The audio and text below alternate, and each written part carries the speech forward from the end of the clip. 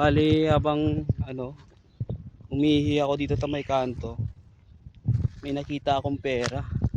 Ito, 1K. Ayan, check natin yung legit na 1K ito. Legit siya ka mga kayami.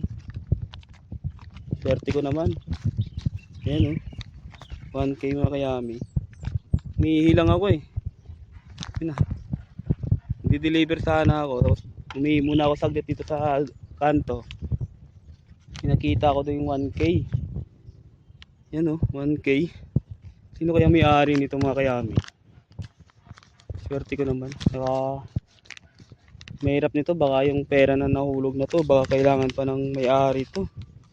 Ato wala naman nakalagay kung anong pangalan sino may-ari na to. Mahirap hanapin to. Paano kaya natin mahanap yung may-ari nito mga kayami? Siguro akin na to. Swerte ko.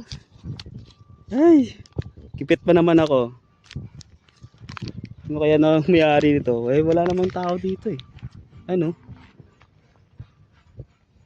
Baka nalaglag sa bulsa ng may-ari. Sayang din tong 1K na to.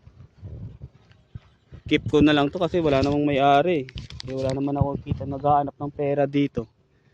Baka alam yung may-ari nito, baka kaya sabihan na sa akin yung 1K niya. Baka kailangan niya, baka need niya yung pera niya. Kung walang magki-claim nito, akin na to. Ano tayo magagawa? And nakita ko lang din dito. Gagawin natin sa 1K na to. PM nyo na lang ako, ano gagawin natin dito?